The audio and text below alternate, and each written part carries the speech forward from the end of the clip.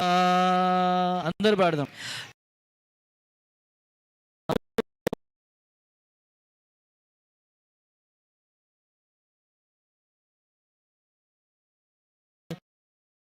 చప్పట్లు కొడుతూ పరిశుద్ధాత్మ దేవుని మహిమపరచుదాం. ఆయన నమ్మదగిన వాడు, నీతో ఉన్నవాడు, నిన్ను నడిపించే దేవుడు ఆయన. అందరూ నిన్ను మోసం చేశారేమో, అందరు నిన్ను విడిచిపెట్టారేమో, ఎవరు కూడా నీకు ధైర్యపరచలేదేమో, పరిశుద్ధాత్మ దేవుడు నిన్ను ధైర్యపరచడానికి సిద్ధంగా ఉన్నాడు. స్తోత్రం, స్తోత్రం. నీ తల్లి గర్భమ నీవుండినప్పుడే నిన్ను చూచే ప్రభు కన్నులు. అందరు పాడదాం. నీ తల్లి గర్భమున నీవుండినప్పుడే నిన్ను చూచే ప్రభు కన్నులు. గ్లోరీ. యోచించినావా ఏ రీతి నిన్ను నిర్మించే తన చేతులు. యోచించినావా ఏ రీతి నిన్ను నిర్మించే తన చేతులు. నీ జీవితములో గమ్యము ఏదో ఒకసారి యోచించవా. ప్రతి ఒక్కరు కూడా స్తోత్రాలు. ఎందుకు ఆయన అంతగా నిన్ను ప్రేమిస్తున్నాడు? తల్లి గర్భములు రూపింపబడక ముందే ఆయన కన్నులు నిన్ను చూచాయి. నీలోన తాను నివసింపగోరి దినమెల్ల చేజాచెను. అందరు పాడదాం. నీలోన తాను నివసింపగోరి దినమెల్ల చేజాచెను. హృదయంపు తలుపు తెరవంగలేవా యేసు ప్రవేశింపను. హృదయంపు తలుపు నీవు తెరవంగలేవా యేసు ప్రవేశింపను. నీ జీవితములో గమ్యంబు ఏదో ఒకసారి యోచింపవా. తన చేతులందు రుధిరంపు ధారల్ స్రవించని కోసమే. తన చేతులందు రుధిరంపు ధారలు స్రవించని కోసమే. భరించే శిక్ష నీ కోసమేగా ఒకసారి గమనించవా. భరించే శిక్ష నీ కోసమేగా ఒకసారి యోచింపవా. ప్రభు యేసు నిన్ను సంధించినట్టే సమయంబు ఈనాడేగా. ఈరోజు నిన్ను దర్శిస్తాడు. ప్రభు యేసు నిన్ను సంధించినట్టి సమయంబు ఈనాడేగా. ఈ చోట నుండి ప్రభు యేసు లేక పోబోకుమో సోదరా. ఈ చోట నుండి యేసు ప్రభు లేక వెళ్ళబోకుమా సోదరి. నీ జీవితములో గమ్యంబు ఏదో ఒకసారి చవా. ఒకసారి యోచించవా. స్తోత్రమయ్యా. అయ్యా నీకు స్తోత్రాలు. నీ తల్లి గర్భమున నుండినప్పుడే నిన్ను చూచే ప్రభు కన్నులు. యోచించినావా ఏ రీతిగా నిన్ను? ఎంత అందము, ఎంత సౌందర్యం నా ప్రభునికిచ్చాడు. ఆయనను ఆరాధించకుండా ఉండగలవా? ఆయనను మనస్ఫూర్తిగా కొనియాడకుండా ప్రభువుని నువ్వు ఆరాధిస్తలేవు అంటే, ఇంత మేలు చేసిన గొప్ప రక్షకుడిని నువ్వు స్తుతించటలేదు అంటే, నువ్వు ప్రార్థన చేయలేదు అంటే, నువ్వు పరిశుద్ధ గ్రంథాన్ని చదవటలేదు అంటే, నిజముగా నువ్వు చాలా నష్టపోతావు. నష్టపోకుండా ఉండుట కొరకే ఈ ఆరాధన కూటం దేవుడు ఏర్పాటు చేశాడు. మార్చుకో, నీ జీవితాన్ని మార్చుకో, నీ ఆలోచన మార్చుకో, నీ ప్రవర్తన మార్చుకో, నీ స్థితిని మార్చుకో. మనుషుల మీద ఆధారపడకు, నా దేవుని మీద ఆధారపడు. నిండు నూరేళ్ళు తన కృపలో నిన్ను దీవించబోతున్నాడు ఆయన. నీకున్న ప్రతి రుగ్మత నుంచి, నీకున్న ప్రతి బలహీనత నుంచి, నీకున్న ప్రతి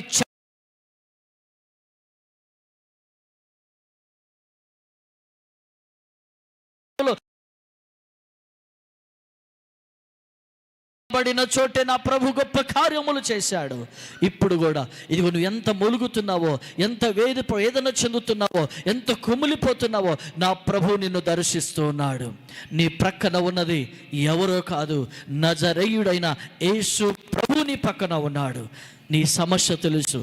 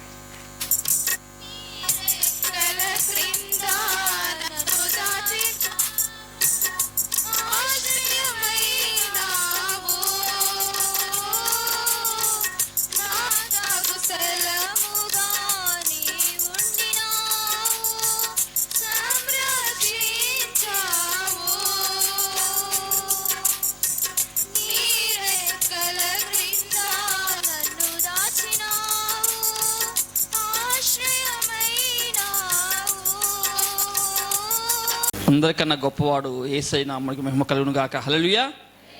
రైట్, మంచిది. ప్రియమైన దేవుని బిడ్డలారా, మరి నేను ఎవరో మీకు తెలియదు, మీరెవరో నాకు తెలియదు. తెలిసిన ఎవరికైనా? ఎవరు తెలియదు కదమ్మా. ఎవరైనా గుర్తుపెట్టే వాళ్ళు ఒక్కళ్ళు కూడా తెలియదు. దేవుని స్తోత్రం. హల్లెలూయా. తెలియని వారి దగ్గరికి రావాలి కదా. తెలిసిన వాళ్ళ దగ్గర ఎప్పుడు వింటుంటారు, ఎక్కడోసారి కలుస్తుంటారు. కాబట్టి మొదటిసారి తెలియని వారి దగ్గరికి వచ్చాం. నాకు అన్న తెలుసు, అన్నకి నేను తెలుసు. ఓకే, మంచిది. మరి గత 20 ఇంచుమించుగా 19 సంవత్సరాలు కదన్నా, 19 సంవత్సరాలుగా మరి అన్నగారు, మరి జోబ్స్ పాస్టర్ గారు అలాగే మేము పరిచయం ఉన్నాము. అప్పటి నుంచి ఇప్పటి వరకు మా యొక్క స్నేహము నడుస్తూ ఉన్నది దేవుడి మహాకృపను బట్టి. మరి వారు ఈరోజు అనుకోని రీతిగా ఇన్ని సంవత్సరాలు, 19 సంవత్సరాల్లో ఇదే మొదటిసారి నేను ఈ యొక్క పరిచయ సంఘములో మరి రావడానికి దేవుడు అవకాశం ఇచ్చారు. అనుకోకుండా జరిగిపోయింది. ఇది కూడా మేము ప్లాన్ చేయాల, అసలు అయ్యగారు ప్లాన్ చేయాల, నాకు ప్లాన్ లేదు. అనుకోకుండా ఈరోజు నిర్ణయం, ఈరోజే పిలవడం, ఈరోజే రావడం అన్నీ జరిగిపోయినాయి. మరి దేవుడు ఈరోజు నేను మీ మధ్య ఉండాలని కోరుకున్నాడు. హల్లెలూయా.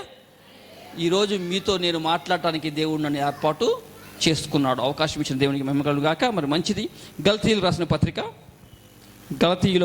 పత్రిక 1వ అధ్యాయము 11వ వచనము. సహోదరులారా,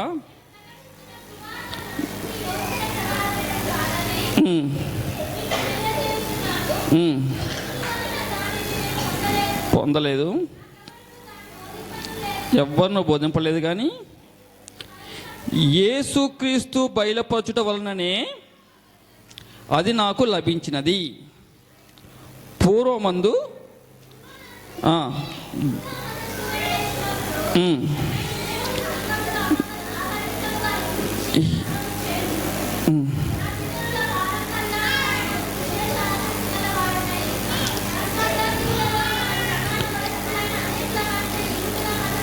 అత్యధికత నొందితినని నా నడవడిని గూర్చి మీరు వింటిరి. అయినను తల్లి గర్భమున పడినది మొదలుకొని నన్ను ప్రత్యేకపరిచి తన కృపచేత నన్ను పిలిచిన దేవుడు నేను అన్ని జనులలో తన కుమారుని ప్రకటింపవాలని ఆయనను నా యందు బయలుపరచ అనుగ్రహించినప్పుడు మనుష్య మాత్రులతో నేను సమ్మతింపలేదు. నాకంటే ముందుగా అపోస్తలుల వారి వద్దకు నేను వెళ్ళలేదు, కానీ వెంటనే అరేబియా దేశానికి వెళ్ళి పిమ్మట దమస్కు పట్టణంలో తిరిగి వచ్చి తిని. ఇక్కడ ప్రార్థన చేసుకుందాం. పరిశుద్ధ దేవా, నీకు వందనాలు, స్తోత్రములు నాయన.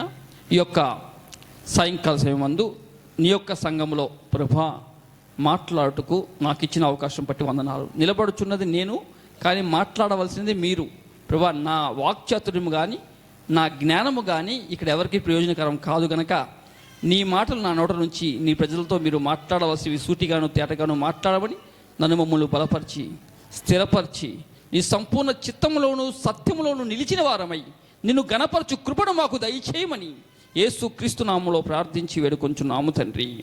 ఆమేన్. హల్లెలూయా. ప్రియమైన దేవుని బిడ్డలారా, చూడండి, నేను తీసుకున్న వచనం 15వ వచనాన్ని చూస్తే, అయినను తల్లి గర్భమున పడినది మొదలుకొని నన్ను ప్రత్యేకపరిచిన తన కృపచేత నన్ను పిలిచిన దేవుడు. ఎవరంటే దేవుడు ఎలాంటి వాడమ్మా? తల్లి గర్భము నుండి ప్రత్యేకపరిచి పిలుచుకున్న దేవుడు. ఇప్పటివరకు మీ అందరి సాక్ష్యాలు నేను విన్నా. హల్లెలూయా. ఇప్పుడు నా సాక్ష్యం మీరు వినాలి కదా? రైట్. మీ అందరూ చెప్పిన సాక్ష్యాలు చాలా అద్భుతాలు, స్వస్థతలు, మహత్కార్యాలు, దేవుడు చేసిన మహిమోన్నతమైన కార్యాల గురించి మీరు మీ జీవితంలో తెలియజేసి ఉన్నారు. మరి నా జీవితంలో దేవుడు చేసిన మహోన్నతమైన కార్యం గురించి నేను కూడా తెలియజేయాలనుకుంటున్నా. మరి నాకు ఇచ్చిన సమయం ఎంతో నాకు తెలియలేదు. సమయం ఇప్పుడు ఆల్రెడీ ఎంత అయింది? 9 అయిపోయింది అనుకుంటా. నా సమయం ఎంతో నాకు తెలిస్తే కొంచెం నేను షార్ట్, ఓకేనా? పర్లేదండి అయ్యగారు, థ్యాంక్ యూ. చూడండి, నా పేరు నిస్సి భూషణ్ ప్రిన్స్ అని చెప్పారు, ప్రిన్స్ నిస్సి భూషణ్ అని చెప్పారు అయ్యగారు. మంచిది. అయితే నా పేరు యాక్చువల్గా నగేష్. నేను హైందవ కుటుంబంలో జన్మించాను. మా నాన్నగారి పేరు సోమరాజు గారు, మా అమ్మగారి పేరు వెంకటలక్ష్మి. నేను నా బాల్య దినములలో నేను మా తల్లిదండ్రులతో కలిసి జీవించినంత కాలము నేను విగ్రహారాధన చేశాను. తర్వాత చెప్పాలి, మా స్నేహితులు అంటే నేను పుట్టిన ఏరియా అంతా కూడా ముస్లిం ఏరియా కాబట్టి నేను ఇస్తిమాలకు వెళ్తుండేవాడిని. ఆ తర్వాత నేను చూడండి చర్చికి కూడా వెళ్ళేవాడిని. అసలు చర్చికి ఎందుకు వెళ్ళేవాడిని అంటే టూకీగా చెప్పేస్తాను ఆ సాక్ష్యం, ఎందుకంటే మనం సమయం ఎక్కువ లేదు కాబట్టి. మా అమ్మగారు, మేము మా అమ్మగారు నేను పుట్టక ముందు, అంటే మా అన్నయ్య మా అక్క ఇద్దరు పుట్టారు. నేను పుట్టక ముందు మా అమ్మగారు, ఆమెకి 2 కళ్ళు చూపు పోయిందండి. చూపు పోవడం వల్ల ఆమెను తీసుకొని వెళ్ళి హాస్పిటల్లో ట్రీట్మెంట్ చేసుకుంటూ ఉన్నారు. హాస్పిటల్లో ట్రీట్మెంట్ తీసుకున్న సమయంలో అక్కడ ఉన్నటువంటి సిస్టర్స్ ఉంటారు కదా, నర్సులు, వీళ్ళు చెప్పారంట, అమ్మ యేసుక్రీస్తు గొప్ప దేవుడు, చూపు లేని వాళ్ళకి చూపిస్తాడు, కళ్ళు లేని వాడికి కళ్ళు ఇస్తున్నారు, కాళ్ళు లేని వాడికి కాళ్ళు వస్తున్నాయి, ఎన్నో అద్భుతాలు జరిగిస్తున్నాడు ఆయన అని అలాంటి వాక్యములు దేవుడు వాక్యాల్లో ఉన్నాయి. ఆయన ఎంతోమందికి ఎన్నో కార్యాలు చేసిన వాడు, నమ్మిన వాళ్ళకి దేవుడు కార్యము చేస్తారని చెప్పారంట. చెప్పగప్పుడు మా అమ్మగారు మా నాన్నగారిని పిలిచి, ఆ రోజు క్రిస్మస్ అంట, మా నాన్నగారిని పిలిచి, అయ్యా నాకు ఏసైని చూడాలన్నాయ్యా అన్నాడు. ఏసైని చూడటం ఏంటి, ఆయన అడగని పడతారన్నా అంట. అంటే అట్లా కాదయ్యా, నన్ను కొంచెం చర్చికి తీసుకెళ్ళయ్యా అందంట. మనము ఇన్ని రకాల పూజలు, ఇంతమంది దేవుళ్ళు మనకు ఉన్నప్పుడు మనము అమ్మ ఇంకా చర్చికి వెళ్ళాల్సిన అవసరం ఏంటి అని అంట. అంటే అలా కాదయ్యా, నిజమే, కానీ నాకెందుకో ఒకసారి వెళ్ళి చూడాలనిపిస్తుందయ్యా ప్లీజ్ అని అడిగిందంట. సరే చాదస్తంగా అడుగుతున్నావు, సరే నీ మాట ఎందుకు కదలాలి, పద పోదామని చెప్పి ఆమెను తీసుకొని, అప్పట్లో ఈ ఎడ్ల బండ్లు అవి ఉండి అట్లాంటివి కట్టుకొని అట్లా తీసుకుని పోయారంట. తీసుకుని పోయాక ఆ చర్చి రోమన్ క్యాథలిక్ చర్చ్, అప్పట్లో అవే కదా, ఎక్కడ చూసినా క్యాథలిక్ చర్చిలో ఉండే, ఆ క్యాథలిక్ చర్చి కాడికి తీసుకొని వెళ్ళి ఆర్సీఎం చర్చి ముందు తీసుకొని వెళ్ళారంట. వెళ్ళేసరికి అప్పటికే వాళ్ళది ఏమైందంటే మార్నింగ్ మాస్ ఉంటుంది ఎక్కువగా వాళ్ళది. 8 గంటలకి, 8 గంటల నుంచి 11 గంటలకి క్లోజ్, 11 క్లోజ్ అయిపోతుంది. క్లోజ్ అయిపోయిన తర్వాత డోర్లు కూడా వేసారంట. అయితే ఆడికి వెళ్ళి, అయ్యా చర్చి అంటే, చర్చి ఎక్కడుందమ్మా, అయిపోయింది వెళ్ళిపోయాడు అన్నారంట. అటు కదే మేము చాలా దూరం నుంచి వచ్చాము, ఇక్కడ మేము చూడాలని వచ్చామయ్యా అంటే, ఇక్కడ తలుపు కూడా వేస్తారమ్మా అన్నారంట. లేదయ్యా ఒక్కసారి తలుపు తీస్తే వెళ్ళి చిన్న ప్రార్థన చేసుకుందాం అని అడిగితే, ఇప్పుడైతే మీకు తెలుసో లేదో రోమన్ క్యాథలిక్ చర్చిలన్నీ కూడా డోర్లు తీసే ఉంటాయి, మనం ఎప్పుడు వెళ్ళి ప్రార్థన చేసుకుని రావచ్చు. ఇప్పుడు వెళ్ళినా కూడా ఉంటాయి చాలాసార్లకి. చూడండి, అప్పుడు క్లోజ్ చేశారంట. అయితే సరే అని చెప్పి, అయితే నువ్వు తొందరగా రావాలమ్మా అని చెప్పి ఆ వాచ్మెన్ వాళ్ళు ఎవరో వచ్చి తలుపు తీసి పెట్టారంట. పెట్టినప్పుడు అమ్మగారు నాన్నగారు ఇద్దరు లోపలికి వెళ్ళారు. నాన్నగారు నడిపించి తీసుకెళ్తూ, అవును నువ్వు గుడిదాన్ని కదా, నీకేం కనపట్లేదు కదా, నువ్వేం చూస్తావు అన్నా అంట. ఏమోనయ్యా నాకు తెలియదు, దేవుడు చూడాలని ఆశ ఉంది నాకు అంది. అరే గుడిదాన్ని ఏం చూస్తావు నువ్వు, అసలు ఇక్కడ తీసుకొచ్చేది అనవసరం నా టైం వేస్ట్ చేసి అంటే, కాదయ్యా నేను చూస్తానయ్యా వెళ్తానయ్యా అని చెప్తే తీసుకొని వెళ్ళి అక్కడ నుంచోబెడితే ఎదురుగుంటా అటువైపు చూస్తుందంట. అలా చూస్తూ, అయ్యా నువ్వు కళ్ళు ఇస్తావంట కదా, చూపు లేకపోతే చూపిస్తూ ఉంటా కదా అయ్యా, మరి నేను గుడిదాన్ని సంధికి వచ్చిన కళ్ళు 2 ఎందుకు చూపు పోయిందో నాకు అర్థం కాదు. అప్పటి వరకు ఉన్నది, ముందున్నది, మధ్యలో పోయింది, ఎందుకు పోయింది నాకు అర్థం కాలేదు. ఇగో హాస్పిటల్కి వెళ్తే వాళ్ళు మందులు ఇస్తున్నారు కానీ అదేం తగ్గట్లేదు, నాకేం కనపట్లేదు అయ్యా, మరి నువ్వు చూపించే దేవుడు అంటే కదా, నాకు చూపిస్తావా అని మనసులో అనుకొని అలా చూస్తే కరెక్ట్గా ఆ గోడ పైన సిలువ, యేసుప్రభు సిలువ, ఆ సిలువ పైన యేసుప్రభు మాత్రమే మా అమ్మ కనపడుతున్నారంటే, ఇంకేం కనపట్లేదంట. అదిగో అయ్యా ఏసే నాకు కనపడుతున్నా అంటే, మరి నేను కనపడుతున్నానా అన్నారంట మా నాన్న. ఇటు తిరిగి చూస్తే ఆయన కనపట్లా. అయ్యా నువ్వు నాకు కనపట్లేదు అయ్యా అంటుంది. మళ్ళీ అటు తిరిగితే మళ్ళీ ఆయన కనపడుతున్నాడు. ఏంది నేను పిచ్చోళ్ళ కనపడతాను నీ కళ్ళకి, ఆయన కనపడటం ఏంది, నేను కనపడపోవడం ఏంది, నువ్వు అబద్ధం చెప్తున్నావు అన్నట్టు. లేదయ్యా నాకు ఆయన కనపడుతున్నాడయ్యా అంటే, ఎలా ఉన్నాడు చెప్పు నాకు, ఏం కలర్ కట్టుకున్నాడు, ఏముంది చేతిలో అంటే, మొత్తం 2 చేతులు గాయాలైనవి అయ్యా, రక్తం కారుతుందయ్యా, కింద చిన్న గోచిలాగా ఉందయ్యా, ఇట్లా ఎర్ర కలర్లో ఇట్లా టవల్ ఉందయ్యా, మొత్తం చెప్తుందంట. అక్కడ ఏం చెప్తుందో అవే కరెక్ట్గా ఉన్నాయంట. మా నాన్నగారు ఆశ్చర్యపోతున్నా అంట, ఏంది నువ్వు అవి కరెక్ట్గా చెప్తున్నావు కానీ నన్ను ఎందుకు కనపట్లేదు అన్న, నాకు తెలియదయ్యా అన్న. సరే అని చెప్పి ఇంక మళ్ళీ ఇద్దరు కలిసి బయలుదేరి, ఏ పాస్టర్లు లేరు, ఏ ఫాదర్ లేరు, అక్కడ ఎవరు ప్రార్థన చేసింది లేదు, ఎవరు చెప్పింది లేదు, ఎవరు మాట్లాడింది లేదు. కానీ మళ్ళీ బయలుదేరి బయటకు వచ్చారు. బయటకు వచ్చిన తర్వాత చిన్నగా మళ్ళా బండి ఏదో కట్టుకొని, రిక్షా ఏదో కట్టుకొని మొత్తానికి వెళ్ళిపోయాక హాస్పిటల్కి వెళ్ళాక 1 వారం 10 రోజుల్లో పూర్తిగా చూపు వచ్చేసింది. హల్లెలూయా, దేవునికి మహిమ కలుగాక. పూర్తిగా చూపు వచ్చేసింది. ఆ తర్వాత ఇంటికి వచ్చేసిన తర్వాత అప్పటికి మా అన్నయ్య మా అక్క ఇద్దరు ఉన్నారు. మా అన్నయ్య పేరు భూలోక శంకర్రావు, మా అక్కగారి పేరు భానుమతి. చూడండి, అయితే తర్వాత మళ్ళీ మా అమ్మగారికి ప్రెగ్నెంట్ వస్తే మనకి దరిద్రంలో ఉన్నాం, మాకు పిల్లలు వద్దనుకున్న తీపిచ్చేశారంట. ఆ తర్వాత నేను కడుపులో పడ్డాను మా అమ్మగారికి. నేను కడుపులో పడ్డది మా ఇంట్లో వాళ్ళకి ఎవరికి తెలియదండి. అంటే ఎవరికి కాదు, మా అమ్మగారికే తెలియదు, ఇంకెవరికి తెలిసిద్ది. నేను పొట్టలో పడ్డ సంగతి మా అమ్మగారికి తెలియదు. ఎప్పటి వరకు తెలియదు అంటే 7 నెలలు వచ్చే వరకు తెలియదు. పొట్ట పెరుగుతుంది, సేమ్ టైం ఆమె డేట్స్ ఆగలేదండి. నెల తప్పాలంటే తెలియాలి కదా, అది కంటిన్యూ అవుతుంది, ఇది కంటిన్యూ అవుతుంది. ఎందుకంటే అంతకుముందు ప్రెగ్నెంట్ వచ్చినప్పుడు ఆల్రెడీ వీళ్ళు వద్దు, మనకి దరిద్రంలో ఉన్నాం, మనం చాలా ఇబ్బందుల్లో ఉన్నాం, ఇంత బాధల్లో ఇన్ని కష్టాలు ఉన్నప్పుడు మనకి ఇంకోటి ఎందుకు, ఈ ఇద్దరిని పెంచలేక వస్తున్నాం అని చెప్పి ఆయన దీపిచ్చేశారు. కానీ దేవుడు నేను భూమి మీద పడాలని ఒక సంకల్పం ఉంది కనుక ఆయన ఏం చేశాడంటే ఆ పొట్టలో పెట్టి నన్ను చెప్పండి, ఆ పొట్టలో పెరుగుతున్నా కానీ మా తల్లికి తెలియదు. పొట్ట పెరుగుతుంది, ఎవరైనా వచ్చి ఈ అమ్మాయి వెంకట లచ్చమ్మ కడుపుతున్నావా అంటే చీ కడుపు లేదు పాలేదు మాయదారి పొట్ట పెరుగుతుంది అనేదంట. ఏ పొట్ట ఇది? మాయదారి పొట్ట పెరుగుతుంది అనేదంట. అంటుంటే అప్పుడు అలా సంవత్సరం చెప్పాల అలా నెలలు గడుస్తూ ఉన్నాయి. 7 నెలలు వచ్చినప్పుడు ఒక ఆంటీ వచ్చిందంట, అమ్మాయి నువ్వు తప్పు చేస్తున్నావు, నీ పొట్టలో ఏదో ఉంది, అర్జెంటుగా మనం డాక్టర్ దగ్గరికి వెళ్దాం పదా. అమ్మో ఆ ఫీజులు చాలా అడుగుతారమ్మ, లేదు గవర్నమెంట్ హాస్పిటల్కి వెళ్దాం, పెద్ద హాస్పిటల్కి నేను నీకు తోడొస్తాను పదా, లేకపోతే కడుపులో అయినా బల్ల పెరుగుతుందేమో అమ్మ, అది జరిగితే మళ్ళీ ఆపరేషన్ అంటే అసలు చిన్నపిల్లలు ఉన్నారు నీకు అని చెప్పి బలవంతంగా తీసుకెళ్ళిందంట డాక్టర్ దగ్గరికి. తీసుకెళ్ళి డాక్టర్ చెక్ చేసి అన్నాడంట, అమ్మ నువ్వు ప్రెగ్నెంటు, నువ్వు 7 నెలలు ఇంకో 2 నెలల్లో నీకు బాబు పుడతాడు. నోర్మై నాకేం తెలుసు అన్న డాక్టర్తో, నాకు తెలియక నీకు తెలిసిద్దా అందంట. భలేవాడు అయ్యా బాబు, నేను అది కాదు నిజంగా అమ్మ తల్లి నేను చెప్తున్నాను, నువ్వు ఆల్రెడీ ప్రెగ్నెంట్, నువ్వు నమ్మినా నమ్మపోయినా సరే ఇప్పుడు 7 నెలలు నీకు ఇంకా 2 నెలలు డెలివరీ అవుతావు, జాగ్రత్తగా ఉండని చెప్పాడంట. అప్పుడు ఇంటికి వచ్చి అనుకుంటుందంటే ఇదేంది, నాకు ప్రెగ్నెంట్ ఉండటమేంది, నాకు తెలియక నాకు ప్రెగ్నెంట్ ఉండటమేంది అని చెప్పి అప్పుడు దాకా ఏం తినకూడదు అన్నీ తినేసింది. బొప్పాయి పూలు తినేసింది, చెప్పలు నువ్వులు తినేసింది, అసలు పచ్చిమే లేదు, ఆమెకి ఇష్టమైన తినేసింది. కానీ పొట్టలో మాత్రం అట్లానే ఉన్నాం. అప్పుడు తర్వాత 2 నెలలు గడిచిన తర్వాత నేను పుట్టా, మా నాన్న అంటున్నా అంట, ఈ ఎదవ ఎందుకు వస్తున్నాడు, ఈ దరిద్రుడు ఎందుకు వస్తున్నాడు, మన దరిద్రంలో ఇంకో దరిద్రుడా అంటూ ఉన్నా అంట. అయితే నేను పుట్టినప్పుడు హాస్పిటల్కి మా నాన్నగారు చుట్టాకు రాలేదు, కానీ ఆయన డ్యూటీలో ఉండిపోయాడు. డ్యూటీ అయిపోయిన తర్వాత తిరిగి ఇంటికి వస్తున్న టైంలో పిలిచి సోమరాజు జీతం తీసుకెళ్ళాయా అన్నారంట. జీతం తీసుకోవడానికి వెళ్తే అక్కడ ఆ రోజు అప్పట్లో 100 రూపీస్ జీతం పెరిగిందంట. అంతకుముందు ఆయనకి అమ్మ 150 రూపాయల జీతం, నేను పుట్టిన తర్వాత 250 రూపాయల జీతం ఈ నెల నుంచి అని చెప్పి ఇచ్చారంట. షాక్ అయిపోయాడంట, అబ్బా 100 రూపాయలు పెరిగింది నా జీతం. అప్పుడు 100 రూపాయలు చిన్న విషయం కాదు. నాకు ఎన్ని సంవత్సరాలు ఉంటాయి అనుకుంటున్నారు మీరు ఎవరు? చెప్పగలరా నాకు ఎంత సంవత్సరాలు ఉంటాయో? ఇటు వద్దులేండి, ఇటు చెప్పండి, గెస్ట్ చేస్తారా ఎవరైనా? అమ్మా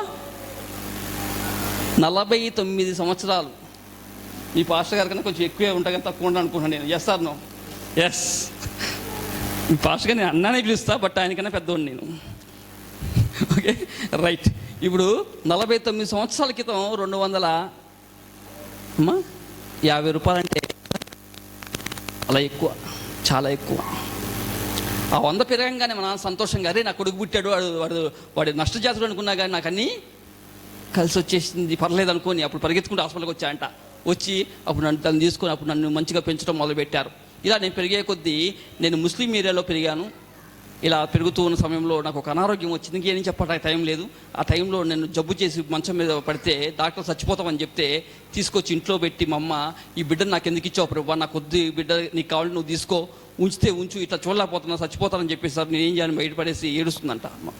అప్పుడు ఆకాశం అంటే మా ఇల్లు గుడిసె, పూరి గుడిసె, ఇలా అప్పటికే కప్పు ఎగిరిపోయి మధ్య గుడిసెలు అంటారు తెలుసా, ఆంధ్రాలో సుట్టిళ్ళు అంటారు, మధ్యలో జమ్మిళ్ళు, అవి ఎగిరిపోతే ఆ కప్పులో నుంచి అంట యేసుప్రభు మరియమ్మ దిగి వచ్చి ముట్టి ఈ కుమారుడు నా కుమారుడు, నీకేం కాదు, ఇతను పెరిగే కొద్ది నీకు అర్థమైందని చెప్పి వెళ్ళిపోయారంట.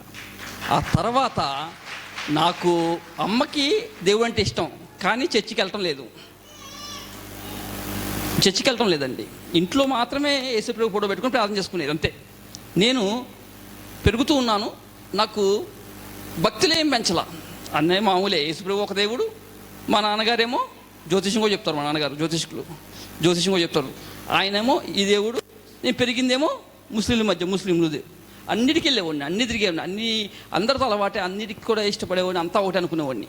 ఇలా తిరుగుతున్న సమయంలో నా జీవితంలో దేవుడు ఎరగని జీవితంలో నేను ఉన్నాను. నాకు అన్ని అలవాట్లు ఉన్నాయి. ఈ అలవాట్ల కన్నా ముందు నాకు 18 సంవత్సరాల వయసులో నేను లవ్లో ఫెయిల్ అయ్యి ఒక అమ్మాయిని ఇష్టపడ్డాను. అమ్మాయి పెళ్ళి అయిపోయింది. పెళ్ళవుతూ ఉంటే నాకు తెలియకుండా నేను పాటలు రాయటం మొదలుపెట్టాను, ఓన్ సాంగ్స్. ఆ అమ్మాయి అక్కడ బాధపడుతుంది, నేను పాటలు రాస్తున్నా. ఆ పాటలు ఆ అమ్మాయి పెళ్ళి అయిపోతుంది, నేను పాట రాసి ఏడుస్తున్నాయి. మా ఫ్రెండ్స్ వచ్చారు, అరే ఏమైందిరా అమ్మాయి పోతే ఇంకా అమ్మాయి లేదా దేశంలో అంటే, అటు కాదురా ఇటు కాదురా అంటే ఆ పాట వినిపించేవాడికి, అరే ఇంత బాగా రాసేవారు నువ్వు, అరే నువ్వు ఇక్కడ పనికి రావరా, నువ్వు వెళ్ళిపో హైదరాబాద్ సినిమా ఫీల్డ్కి అన్నారు. అక్కడి నుంచి పారిపోయి హైదరాబాద్ నాకు తెలియదు అప్పుడు. హైదరాబాద్ వచ్చి సినిమాల కోసం తిరగడం మొదలుపెట్టా. చెయ్యని పని లేదు, నేను అన్ని పనులు చేశాను. కూరగాయలు, రోడ్ల మీద కూరగాయలు కూడా అమ్మాను. కోటిలో ఇలా పెట్టుకొని అరే మాల్ 5 రూపీస్ 10 రూపీస్ అని క్లిప్లో అమ్ముతారు కదమ్మా, అవి కూడా అమ్మాను. చెప్పాలి అన్నీ చేశాను, కానీ నేను డబ్బులు సంపాదించాలి, సినిమా ఫీల్డ్లోకి వెళ్ళాలి, ఒకటే గోల్ నాకు. సినిమా ఫీల్డ్లో తిరుగుతున్న టైంలో నేను ప్రతి ఆదివారం చర్చికి వెళ్ళేవాడిని. ఎందుకు వెళ్ళేవాడిని తెలియదు. ఇక్కడ కూడా చాలామంది మీరు ప్రతి ఆదివారం చర్చికి వస్తారేమో, కానీ ఎందుకు వస్తున్నారో తెలియకపోవచ్చు. ఆ చర్చికి వెళ్తే ఆ పాస్టర్ గారు అనేవాళ్ళు, యేసుక్రీస్తు దేవుడు నమ్ముతున్నావా అనేవాళ్ళు. అసలు నమ్మనోడు ఎవరు ఉంటారా? చర్చిలో కూర్చొని నమ్మనోడు ఎవరు ఉంటాడా? ఉండడు. నేను నమ్ముతున్నాను చెయ్యి ఎత్తేవాడిని. మీరు ఎత్తండి, గట్టిగా ఎత్తండి ఒకసారి. యేసుక్రీస్తు దేవుడు నమ్ముతున్నారా? రైట్. బాప్తిజం తీసుకుని అందరూ వచ్చి రేపు బాప్తిజం తీసుకోండి. ఎంతమంది ఉన్నారు బాప్తిజం తీసుకోని వాళ్ళు? ఒకసారి చేయతని తీసుకోని వాళ్ళు ఎవరున్నారు? Okay, right. మీరందరూ రేపు చేసుకుంటారా? అరే చెప్పలేదు, అలా దింపేసరింది. రేపు చేసుకుంటారా? తీసుకో. నేను కూడా అలాగే రేపు తీసుకోమనగానే దింపేవాడిని. నా చేతికి ఒక కవర్ ఇచ్చేవాళ్ళు, దాని మీద రాయాలి యేసుక్రీస్తు దేవుడు నమ్ముచున్నావా, ఎస్. అయితే రేపు వచ్చి బాప్తిజం తీసుకొని పేరు రాసి ఇందిరాబాబు ఇది అనుకున్నామని పక్కన పెట్టేసుకొని భయం. ఎందుకంటే లోపల లేని అలవాట్లు లేవు కదా. చర్చికి వెళ్తా, మళ్ళీ చర్చి నుంచి బయట రాగానే సినిమా హాల్లోకి వెళ్తా. సినిమా హాల్ అయిపోగానే చెప్పాలి సిగరెట్ తీసుకుంటా, సిగరెట్ దాక్కుంటూ మళ్ళీ బయటకు వస్తా. చెప్పాలి తాగుడు అలవాటు ఉంది, అన్ని అలవాట్లు ఉన్నాయి, అన్నీ ఉన్నాయి. దేవుడు కావాలి నాకు, అర్థమైంది మీకు? అన్నీ ఉన్నా దేవుడు మనకి కావాలి. ఎందుకు కావాలి? దేవుడు ఉన్నాడు కాబట్టి మనకు తోడుకుంటే మంచిది. మనం ఏం చేసినా ఆయన తోడుంటే మంచిది. మన ఎంజాయ్మెంట్కి ఆయన తోడుంటే మంచిది, మన బ్రతుక్కి ఆయన తోడుంటే మంచిది, మనం ఎలా బ్రతికినా ఆయన తోడుంటే మంచిది. మనం ఏం చేసినా మనకి ఆయన తోడుంటే మంచిదని దేవుని కాపుదలగా, లేదా ఒక సెక్యూరిటీ గార్డుగా, ఒక ఈ మధ్య ఏమంటారు బాక్సర్లా ఏమంటారండి వాళ్ళు, బౌన్సర్లు. యేసుక్రీస్తు ఒక బౌన్సర్గా మనకు కావాలి. అది ఇది కాకపోతే చివరికి వాచ్మెన్గా కూడా కావాలి. ఇంటికి ముందు పెట్టేస్తాం, దేవుడు మాత్రం మన ఒంట్లోకి రావద్దు. ఇంటి ముందున్నోడు వాచ్మెన్తో ఏమంటాడు, ఏ వాచ్మెన్ వెళ్ళి మా పిల్లలు జాగ్రత్తగా స్కూల్ కాడ దింపిరా. ఏ వాచ్మెన్ ఇంట్లో సరుకులు అయిపోయిన తొందరగా తీసుకొచ్చి పెట్టు. హే వాచ్మెన్ అని మనం పనులు చెప్తుంటే ఆ వాచ్మెన్ వస్తుంటాడు, కానీ ఎక్కడ కూర్చుంటాడు చెప్పండి? యేసయ్యా నా పిల్లలు వెళ్తున్నప్పుడు జాగ్రత్తగా కాపాడు, వచ్చేటప్పుడు జాగ్రత్తగా కాపాడు. ఎక్కడ ఉండాలి నువ్వు? బయటే. యేసయ్య మాత్రం బయట ఉండాలి, లోపలికి వద్దు. ఎందుకు? లోపలికి వస్తే శుద్ధి చేస్తారు. ఈ లోపలికి ఉన్నవన్నీ మనకి ఇష్టం కదా. దేని లోపల ఉన్నాయి? హృదయాంతరంగంలో ఉన్నవన్నీ మనకి ఇష్టం. ఇది వదలటం అసలు ఇష్టమే లేదు. నా బ్రతుకు గురించి నేను చెప్తున్నా, మీ గురించి నేను చెప్పలేదు తల్లు. చూడండి, నా లోపల ఉండే నేను వదిలిపెట్టడం నాకు ఇష్టం లేదు. దేవుడు నాకు కావాలి, దేవుడిని ఇష్టపడుతున్నా. దేవుడు ఎందుకంటే నాకు కాపుదలు ఇవ్వాలి, కాబట్టి దేవుడు కావాలి. అందుకే నేను మారిన తర్వాత ఒక కవిత రాశాను. ఆదివారం చర్చికి వెళ్తాను, 6 దాటక ముందే సినిమా హాల్లో ఉంటాను, సరదాగా సిగరెట్ వెలిగిస్తాను, సంస్కారాన్ని కాసేపు మూట కడతాను, పండక్కి విందు జరిగిస్తాను, విందులో సరదాగా మందు తీసుకుంటాను, దశంభాగాన్ని దైవజనులకు ఇస్తుంటాను,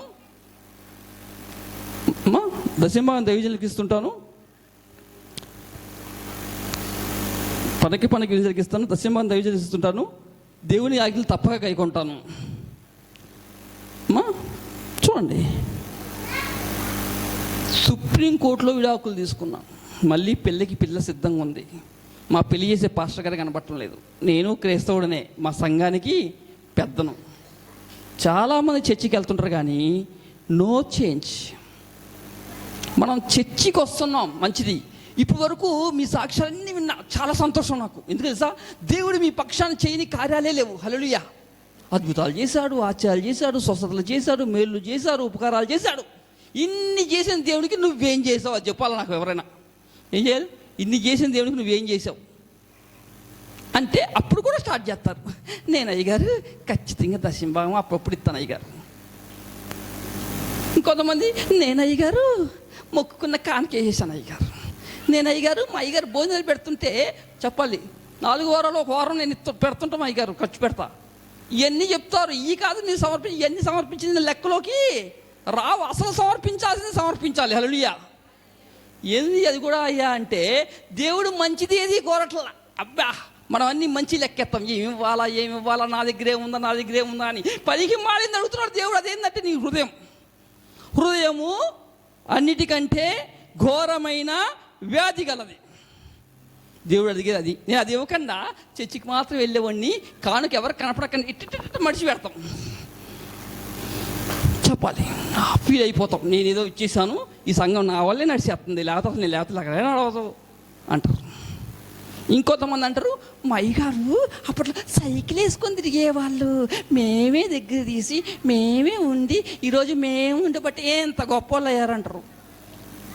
ఆయన సైకిల్ వేసుకొని మీ ఇంటికి వచ్చినప్పుడు నువ్వెక్కడున్నావో నీకు తెలుసా అసలు? అవునా కదా?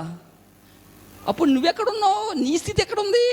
ఇప్పుడు నీ స్థితి కూడా అక్కడికి వచ్చిందంటే మరి దానికి అయ్యగారు చేసిన ప్రార్థన ఎంత, దేవుడు చూపిన కృప ఎంత, అయ్యగారు ద్వారా దేవుడు నీకు చేసిన మేళ్ళెన్ని, ఇవి గుర్తించరు చాలామంది. చూడండి, కాబట్టి పిల్లలు గమనించండి, మనం ఎంతసేపటికి శరీర సంబంధమైన ఆశీర్వాదాలను, దీవెనలు, ఉద్దేశాలతోనే బతికేస్తున్నాం తప్ప ఆత్మ సంబంధమైన ఆశీర్వాదాల లోపలికి మనం వెళ్ళలేకపోతున్నాం. ఇక్కడ నా బ్రతుకు అట్లనే ఉంది, వెళ్తున్నా వస్తున్నా చెప్పాలి. ఆదివారం చర్చికి వెళ్తాను, 6 దాటక ముందు సినిమా హాల్లో ఉంటాను, సరదాగా సిగరెట్ వెలిగిస్తాను, సంస్కారానికి కాసేపు మూట కడతాను, బాప్తిసం నేను పొందాను, బల్లారాధనలో క్రమంగా పాల్గొంటాను, పండక్కి విందు జరిగిస్తాను, విందులో సరదాగా మందు తీసుకుంటాను, దేవుని ఆకులు తప్పక గైకుంటాను, దశభాగం దైవజనులకు ఇస్తుంటాను, చర్చిలోనే పెళ్లి చేసుకున్నా, సుప్రీంకోర్టులో విడాకులు తీసుకున్నా. ఏమైంది జీవితం? లేరా? అన్నీ మామూలే. ఇది జీవితంగా ఉంటున్నప్పుడు నేను వెళ్తున్నాను. అప్పుడు నేను సినిమాల్లో జాయిన్ అవ్వాలనుకున్నానండి. నాకు డబ్బులు కావాలి. అప్పుడు మధు ఫిలిం టెక్నాలజీ అని ఒక ఇన్స్టిట్యూట్ ఉండేది. దాంట్లో శ్రీకాంత్ అనే హీరో దగ్గర నుంచి ఇంకా చాలామంది హీరోలు దాని ద్వారా వచ్చారు. ఆ ఇన్స్టిట్యూట్లో నాకు సీటు కావాలి. అప్పట్లో దానికి 9,000 కట్టాలి. అప్పుడు 9,000 చిన్న అమౌంట్ కాదు కదా, 22 సంవత్సరాలు అవుతుంది. ఆ డబ్బుల కోసం నేను కష్టపడుతున్నా. ఒక ఆదివారం వచ్చేసింది. ఆదివారం చర్చికి వెళ్తాను. మీకు తెలుసో లేదు ఈ సంగతి. నేను ఎంత సిన్సియర్ అంటే, ఆదివారం ఎన్ని పనులు ఉండని నేను చర్చికి వెళ్ళాలండి అనేవాడు అంతే. నేను డ్యూటీకి వెళ్తే నన్ను ఇంటర్వ్యూ చేస్తే నేను వాళ్ళకి చెప్పేవాడిని, నాకు ఆదివారం సెలవిస్తే మీ దగ్గర చేస్తారు, చేయను అనేవాడిని. ఆదివారం అంత ఇంపార్టెంట్ అనేది నీకు అనేవాడు. నేను చర్చికి వెళ్ళాలనేవాడిని. అబ్బా ఎంత గొప్ప విశ్వాసం చెప్పండి. ఆయన ఆశ్చర్యపోయేవాడు. చూడండి, ఏం చేశాను తెలుసా, మా గుట్కా మార్కెటింగ్, ప్రిన్స్ గుట్కా ఉండేది అప్పట్లో. ఈ గుట్కాని మొత్తం తెలంగాణ డిస్ట్రిబ్యూషన్ అంతా నేనే చేసేవాడిని. కారు, డ్రైవరు, అసిస్టెంటు, నాకు డిఏ, 7,000 శాలరీ, 7,000 బత్త. చెప్పండి ఇప్పుడు మీరు ఎన్ని సంవత్సరాల క్రితం? 22 సంవత్సరాల క్రితం. ఎటువంటి లైఫ్? 23 సంవత్సరాల క్రితం. అట్లా తిరిగినోడు నేను. అట్లా తిరుగుతున్న టైంలో తీరా నేను సినిమా ఫీల్డ్ కోసం ట్రై చేస్తూ ఉన్న ఒక పక్క పాటలు రాస్తున్నా. ఈ పాటలన్నీ విని జనాలు ఏమంటే, పాటలు బాగున్నాయి అయ్యా, కాకపోతే నీ రచయితగా నీకు ఛాన్స్ ఎవరో, తొందరగా నువ్వు యాక్టర్ అయిపోమంటే అప్పుడు ఇన్స్టిట్యూట్ జాయిన్ అవుదాం అనుకున్నా, డబ్బులు సంపాదిద్దాం అనుకున్నా. ఒక ఆదివారం వచ్చేసింది. వెంటనే నేను ఇంటికాడన్నా, దేవుడా, నాకు దేవుడితో ప్రార్థన చేయడం రాదు. అది ఇప్పుడు కూడా ఇక్కడ ఉన్న వాళ్ళు చాలామంది రాదని తెలుసు నాకు. కానీ గుర్తుంచుకోండి, దేవుడా, నేను సినిమాలో పోవాలి నీకు తెలుసు కదా, మన డబ్బులు కూడా కావాలి నీకు తెలుసు కదా, ఈరోజు నేను డబ్బులు సంపాదించడం పోతున్నా, డబ్బులు సంపాదించుకొచ్చాక మళ్ళీ వస్తాలే అని చెప్పేసి ఆ రోజు ఆదివారం మళ్ళీ కరెక్ట్గా 11-12 గంటల మధ్యలో నేను తీసుకొని బయలుదేరి వెళ్తున్నా. ఇప్పుడు నా ఆశ ఎలా ఉంది తెలుసా? వెనకటికి ఒకడంట నెత్తి మీద కోడిగుడ్లు పెట్టుకున్నాడంట. ఏం పెట్టుకున్నామా? కోడిగుడ్లు అమ్మాలని నెత్తి మీద పెట్టుకుని అనుకున్నా అంట. ఆహా, ఇప్పుడు నేను కోడిగుడ్లు పెట్టుకున్నా. ఎన్ని? 2 అట్టలో. ఇవి అమ్మేస్తే నాకు ఎంత వస్తుంది? నాకు 50 రూపాయలు లాభం వస్తాయి. 50 రూపాయలతో మళ్ళీ కోడిగుడ్లు కొనేసి ఆ లాభం అన్నీ కలిపి మళ్ళీ అమ్ముతా. అమ్మిన తర్వాత డబ్బులు వస్తాయి. అప్పుడు నేను కోడి పెట్టలు కొంటా, వాటిని పెంచి అమ్ముతా. అప్పుడు ఇంకా ఎక్కువ వస్తాయి. కోళ్ళ ఫారం పెడతా. ఇక రకరకాలుగా ఆలోచించుకుంటూ నాకు అంత వచ్చేసింది, ఇంత వచ్చేసింది, నేను ఇల్లు కట్టా, మిద్ది కట్టా, మేడ కట్టా అనుకుంటూ అమ్మ చివరికి ఏదో వచ్చేసి ఆడ దగ్గర ఏదో తింటా కుక్క వచ్చేసిందట. చీ అన్నాడు కుక్కని. ఇది ఎత్తి బయలు ఎక్కడ పడ్డాయి? చెప్పండి, రోజు మీద బట్టి గుడ్లు బయలుని అంట. ఇట్లనే నేను కూడా బయలుదేరుతూ ఏమనుకున్నా తెలుసా? ఇంట్లోంచి బయలుదేరి ప్రార్థన చేసిన తర్వాత, ఇప్పుడు నేను వెళ్తున్నా, నేను సాధిస్తా, ఎలాగైనా డబ్బులు కడతా నిజంగా అనుకున్నా. నేను ఎలాగైనా డబ్బులు కడతా, నేను ఆలీలాగా క్యామిడియన్ అయిపోతా అని నేను అనుకుంటున్నా మనసులో. అనుకుంటూ వెళ్తూ ఉన్నానండి. కరెక్ట్గా RTC cross road, Ashok Nagar చౌరస్తాకి ఆర్టీసీ క్రాస్ రోడ్డుకి మధ్యలో దారి. నేను ఇటువైపు నుంచి అటువైపు రోడ్డు దాడుతున్నాను. నా 2 కళ్ళు చూపుపోయింది. సడన్గా ఏం జరగల, సీరియస్ చెప్పండి, నాకు అసలు ఏం దెబ్బ తగలా, లేకపోతే ఎవరు కొట్టింది లేదు, అసలు ఏం జరిగింది లేదు, ఏం లేదు. నా 2 కళ్ళు చూపు సడన్గా పోయిందండి. ఒక్కసారిగా నాకు అసలు ఏం అర్థం కావట్లా, ఏం కనపట్ల. ఇలా చూస్తే ఏం లేదు, మొత్తం చీకటే. నాకేం అర్థం కాల. రోడ్డు మీద కూర్చుని పోయా కింద. కింద కూర్చుని పోయి నాకు ఏం చేయాలో అర్థం కావట్లేదు. ఈ పక్క నుంచి వెహికల్స్ అందరూ ఎవరు రీడు లేరా లేరా లేరా అడుగుతున్నారు. ఈ ఆటో వాళ్ళు, కార్ల వాళ్ళు కుయ్యం సౌండ్లు, బస్సులు. నాకు అసలు ఎక్కడున్నా తెలిస్తేగా నాకు లెగటాకి లేదు, కూర్చోలేదు. రే ఆటో వాడు వచ్చి అంటున్నాడు, రే లేవరా లేరా అంటున్నాడు. వెనక నుంచి ఒకడు అన్నాడు, గుద్దిపడే రాడైపోతాడు అంటున్నాడు. అమ్మో ఇక నా పని ఈ రోజుతో అయిపోయిందని చెప్పి నాకు తెలియక నన్ను ఏడుస్తూ ఏంటి ప్రభువా అంటున్నా. ఫస్ట్ టైం నా లైఫ్లో ఒక వాయిస్ విన్నాను. ఫస్ట్ టైం నువ్వు తప్పు చేస్తున్నావు అన్న మాట కూడా విన్నాను. నా జీవితంలో అంతవరకే నన్ను తప్పు చేస్తున్నావు అన్న మాట్లాడాల. నా తల్లిదండ్రులు మాట్లాడాలా, నా అన్నములు మాట్లాడాలా, నా కుటుంబ సభ్యులు కాదు, స్నేహితులు కాదు, బంధువులు కాదు. నువ్వు తెలివైనడు రా, నువ్వు చాలా బాగా చేస్తావు, అదిరా అనే వాళ్ళు తప్ప ఎవరు నువ్వు తప్పు చేస్తున్నావు అనలేదు. కానీ మొట్టమొదటిసారి నాతో మాట్లాడిన స్వరం ఏమని తెలుసా? నువ్వు తప్పు చేస్తున్నావు, నీ మార్గము ఇది కాదు. మరి ఏది నీ మార్గం? ఎప్పుడు ఆ మాట అన్నంగానే తెలుసా, నాకు తెలియకుండానే నాకు ఏడుపు వచ్చేస్తుంది. నేను ఏడుస్తున్నా, అయ్యో ప్రభువా ఇవాళ నీ సినిమాలు చూడను, సిగరెట్ తాగను, మందు తాగను అని చెప్పి అక్కడే ఒప్పుకుంటున్నానండి. అలా ఏడ్చేసిన తర్వాత కళ్ళు తెరిచానండి. నాకు మొత్తం తేడా కనపడుతుంది. హల్లెలూయా. Who is God? అసలు దేవుడు ఏంటి, అసలు బైబుల్ ఏంటి అని చెప్పి అప్పుడు నేను ఇంటికి వెనక్కి వెళ్ళిపోయాను, రూమ్కి. నేను అనుకున్న ఆలోచనలు వదిలేశాను, నేను అనుకున్న తలంపులు మానేశాను. నేను వెనక్కి తిరిగి నేను రూమ్కి వెళ్ళి బైబుల్ ఓపెన్ చేసి అసలు ఏంది ఈ బైబుల్ అని చెప్పి చదవటం మొదలుపెట్టాను. ఇందులో ఉన్న ప్రతి వచనము, ప్రతి వాద్యాయం నాతో సూటిగా మాట్లాడుతూ ఉన్నాయి. ఒకటి ఇట్లా ఓపెన్ చేస్తున్నా, తెలవదు బైబిల్ చదవాలి కూడా. ఓపెన్ చేస్తుంటే ఆ వచ్చే వాక్యమే, నాకు కనపడే వాక్యం నాతో మాట్లాడుతుంది. వెంటనే నాకు తెలియకుండా ఏడుస్తున్నా 3 రోజులు రూమ్లోనే కూర్చొని నేను ప్రార్థన చేసుకోవడం జరిగిందండి. ఆ తర్వాత నా ఆలోచన శైలి మారిపోయింది, నా జీవితం మారింది. ఆ తర్వాత నేను దేవుడిని ప్రార్థన చేస్తున్నప్పుడు ఒక బుక్ దొరికింది. ఆ బుక్లో రాసిన ప్రకారంగా మారు మనసు పొందిడి అని ఆ బుక్లో ఉంది. ఆయన మారు మనసు పొందిన అనుభవం రాసింది. ప్రార్థన చేశాను, దేవుడు నన్ను మరో స్థలానికి తీసుకువెళ్ళాడు. బండి ఐజక్ గారు, నూజివీడు.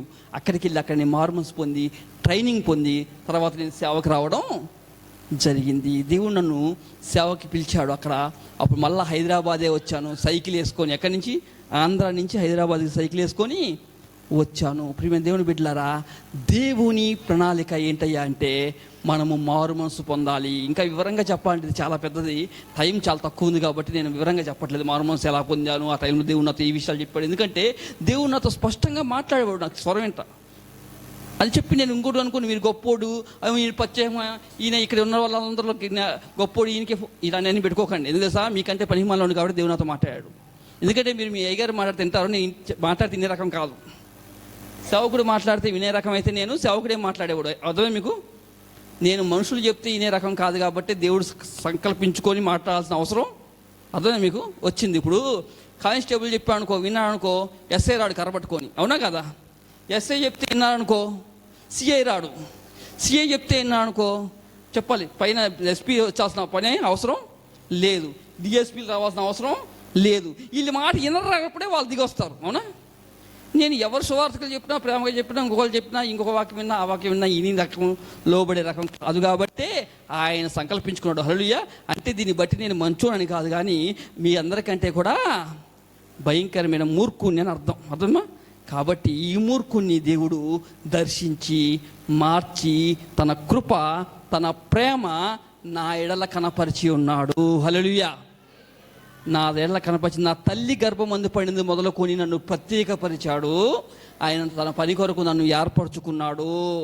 మరి చెప్పాలి, మనమందరము దేవుడు ఎందుకు ఏర్పరచుకున్నప్పుడు మనం ఏం చేయాలి అంటే మొదట మారు మనసు పొందాలి. ముగించేస్తాయి, ఒక 5-10 నిమిషాల్లో ముగించేస్తాం. మరి సమయం ఎంత అయిందో నాకు తెలియదు. చూడండి, మారు మనసు పొందాలి.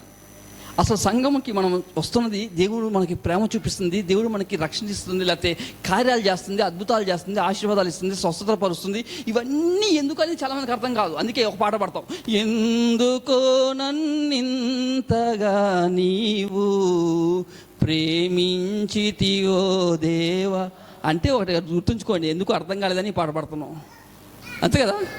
ఎందుకో అర్థం కాలేదు ప్రభువా నాకు, నా చెప్పాలి ఎందుకో నాకు అర్థం కాలేదు ఇంకా అని. ఎందుకో తెలుసా? మనము మార్పు నొంది చిన్న బిడ్డల వంటి వారం అవ్వాలని. అది ఎందుకో తెలుసా? చిన్న బిడ్డ వంటి వారైతేనే దేవుని రాజ్యంలో ప్రవేశిస్తామని. అది ఎందుకో తెలుసా? యుగాలు నీవు ఆయనతో కూడా ఉండాలని. అది ఎందుకో తెలుసా? జగత్ పునాది వేయబడక మునిపే నీవు అక్కడ ఉన్నావు గనక. హల్లెలూయా. మన స్థానానికి. అందుకే అంటాడు, ఒక్కడు నరుడు తను వెళ్ళవలసిన దారి మార్గము మరిచి తిరుగులాడుచూ ఉన్నాడు అంటాడు ప్రసంగి గ్రంథంలో. అర్థమైంది మీకు? నరుడు తన ఊరికి వెళ్ళవలసిన దారి మరచి తిరుగులాడుతూ ఉన్నాడు. ఈ లోకంలో ఇంకా దేవుని వాక్యాన్ని, సత్యాన్ని. ఏం జరిగిందంటే ఆయనకి నెత్తి మీద దెబ్బ తగిలింది, మర్చిపోయాడు ఎవరో ఆ స్టేషన్లో తిరుగుతుంటాడు అంటుంటారు. వీళ్ళు చూసి ఏమిరా వెయ్యికి, అయ్యో అల్లూరు బస్సు వస్తుంటుంది పోతుంటుంది, అల్లూరు బస్సు వస్తుంటుంది పోతుంటుంది. అక్కడే కూర్చుంటాడు, ఎవరైతే తినుకుంటూ తాక్కుని తిరుగుతుంటాడు. ఎవడు రీడు మెదడు దెబ్బ తగిలింది. ఏం జరుగుతుందో వాడికి తెలియదు, ఎక్కడ పోవాలో వాడికి తెలియదు. అదే ఆనందం అనుకుంటాడు, అదే సంతోషం అనుకుంటాడు. కింద పడి తొలుతుంటాడు, చెప్పాలి ఎవడు పడేసి తింటుంటాడు, ఏరుకుంటుంటాడు పిచ్చోళ్ళకు. మనం పిచ్చోడు అంటాం వాడిని. కానీ మనం ఎంత పిచ్చోళ్ళమో తెలుసా? మనం ఎక్కడి నుంచి వచ్చామో మర్చిపోయాం. ఎక్కడి నుంచి? మనం ఇక్కడ పుట్టక ముందు ఎక్కడ ఉన్నాము? మన తండ్రి యొద్ద ఉన్నాం. అక్కడి నుంచి దేవుడు మనల్ని ఇక్కడ పుట్టించాడు. ఇప్పుడు మళ్ళీ తిరిగి మనం ఎక్కడికి వెళ్ళాలి? మనం అక్కడికి వెళ్ళాలి. ఆ సంగతి మర్చిపోయి మనము పబ్బుల్లో, కబ్బుల్లో, సినిమా హాలల్లో షికారులు చేసుకుంటూ, ఎగురుకుంటూ, గంతుకుంటూ, అసలు పిచ్చోళ్ళు ఎక్కడ కనపడతారు తెలుసమ్మా? మొబైల్లోనే కనపడతారు. మొబైల్ ఓపించేది అందరూ పిచ్చోళ్ళే. అందుకే నేను ఒక పాట రాశాను, లోకములో ఉన్నవారికి నేను పిచ్చోణ్ణి, లోకములో ఉన్నవారు నాకో పిచ్చోళ్ళు, విలువ పెట్టి కొనబడితిని క్రీస్తుచే, వెలివేయబడితి అయిన వారిచే, వెలివేయబడితి అయిన వారిచే, లోకములో ఉన్నవారికి నేను పిచ్చోణ్ణి, లోకములో ఉన్నవారు నాకో పిచ్చోళ్ళు, నన్ను కన్న తల్లిదండ్రులు కుల పిచ్చోళ్ళు, మా కుల పెద్దలు మత పిచ్చోళ్ళు, నన్ను కన్న తల్లిదండ్రులు కుల పిచ్చోళ్ళు, మా కుల పెద్దలు మత పిచ్చోళ్ళు, నా అన్న తమ్ముళ్ళు ఆస్తుల పిచ్చోళ్ళు, నా అక్క చెల్లెళ్ళు అందాల పిచ్చోళ్ళు, వాళ్ళు అద్దాల పిచ్చోళ్ళు, పిచ్చోళ్ళు వీళ్ళంతా పిచ్చోళ్ళు, పిచ్చోళ్ళు వాళ్ళంతా పిచ్చోళ్ళు, నాకున్న స్నేహితులంతా సినిమా పిచ్చోళ్ళు, నాకున్న నా ప్రియులంతా డబ్బు పిచ్చోళ్ళు, నాకున్న స్నేహితులంతా సినిమా పిచ్చోళ్ళు, నాకున్న బంధువులంతా భోజన పిచ్చోళ్ళు, నాకున్న నా ప్రియులంతా డబ్బు పిచ్చోళ్ళు, నే కొలిచిన దేవతలంతా ముడుపుల పిచ్చోళ్ళు, వాళ్ళు మొక్కుబల్ల పిచ్చోళ్ళు, పిచ్చోళ్ళు వాళ్ళంతా పిచ్చోళ్ళు, పిచ్చోళ్ళు వాళ్ళంతా పిచ్చోళ్ళు, నిజదేవుణ్ణి నమ్మినందుకు నేను పిచ్చోణ్ణి, నిత్య జీవమును ఎరిగినందుకు నేను పిచ్చోణ్ణి, యేసే దేవుడని చాటినందుకు నేను పిచ్చోణ్ణి, వాళ్లకు నేను పిచ్చోణ్ణి, పిచ్చోణ్ణి వాళ్లకు నేను పిచ్చోణ్ణి, పిచ్చోణ్ణి వాళ్లకు నేను పిచ్చోణ్ణి. లోకములో ఉన్న వాళ్ళందరూ రకరకాల పిచ్చులతో ఉండి మేము చాలా తెలివైన వాళ్ళం అనుకుంటూ నన్ను చూసి పిచ్చోళ్ళు అంటున్నారు. పాపం పిచ్చోళ్ళు చూడండి. అందుకే అంటున్నాను, అయ్యా వెళ్ళవలసిన దారి మర్చిపోయి తిరుగులాడుతున్నావు, నేను వెళ్ళవలసిన దారి కనుక్కొని వెళ్తున్నాను. హల్లెలూయా. అందుకే లోకమునకు మనం వెర్రితనంగా ఉన్నామా లేదా? మనం ఉంటేదండి, మనకు అందించబడిన సువార్తే వెర్రితనంగా ఉంది. ఎందుకంటే యేసు క్రీస్తుని నమ్మితే నువ్వు పరలోకానికి వెళ్తావు, అట్ట పోతావయ్యా అంటారు. వాళ్ళు నమ్మరో, వాళ్ళు నమ్మించాలని నువ్వు ఏదో ప్రయాసపడవద్దు, కానీ నువ్వు ప్రార్థన చేయి, హృదయాలు తెరుస్తాడు. హల్లెలూయా. కానీ దేవుని సన్నిధిలో నువ్వు పూర్తిగా నమ్ము, సంపూర్ణంగా నీ హృదయంలో దేవునికి ఇచ్చేయి. ఆయన దాన్ని బాగు చేసి మళ్ళా నీకు ఇచ్చి అందులో ఆయన వచ్చి నివసిస్తాడు, నీ జీవితాన్ని నూతన పరుస్తాడు, నిన్ను ఆశీర్వదిస్తాడు. ఆయన నీ యొద్ద ఉంటే ఆశీర్వాదం నీతోనే ఉంటుంది. నన్ను మార్చిన దేవుడు నిన్ను కూడా మార్చునుగాక. ఆమేన్. పోరాడి అలసిపోయావా? పోరాడలేక నిలిచిపోయావా? పనుల కొరకు పోరాటం, పదవి కొరకు పోరాటం, ధనం కొరకు పోరాటం, ధరణి కొరకు పోరాటం. పోరాడి అలసిపోయావా? పోరాడలేక నిలిచిపోయావా? ముందు కొరకు పోరాటం, విందు కొరకు పోరాటం, మగువు కొరకు పోరాటం, మతిలేని ఈ పోరాటం. పోరాడి అలసిపోయావా? పోరాడలేక నిలిచిపోయావా? ముందు కొరకు పోరాటం, విందు కొరకు పోరాటం. ప్రతి దాని కొరకు నీ జీవితంలో పోరాడుతున్నావా? ఎన్నో పోరాటాలు. ఈ లోకపు పోరాటం నీలోని ఆరాటం, తెచ్చిందా జంజాటం, నీ బ్రతుకుకి ఇరకాటం. పోరాడి అలసిపోయావా? పోరాడలేక నిలిచిపోయావా? నీతి లేని పోరాటం నిప్పుతో చెలగాటం, క్రీస్తు లేని పోరాటం నీ కొంపకే తగలాటం. అందుకే ఆరంభించు ఆత్మీయ పోరాటం, ఈ క్షణమే త్యజించు ఈ లోకంపై ఆరాటం. దేవుడు నేను నీ కుటుంబమును దీవించును గాక. ఆమేన్.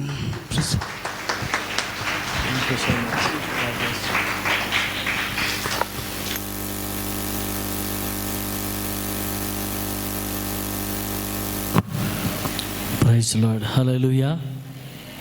ఉన్నారు ఇక్కడే? హల్లెలూయా. ఎంతమంది పడుకున్నారు ఈ మధ్యలో? ఎవరు పడుకోలే.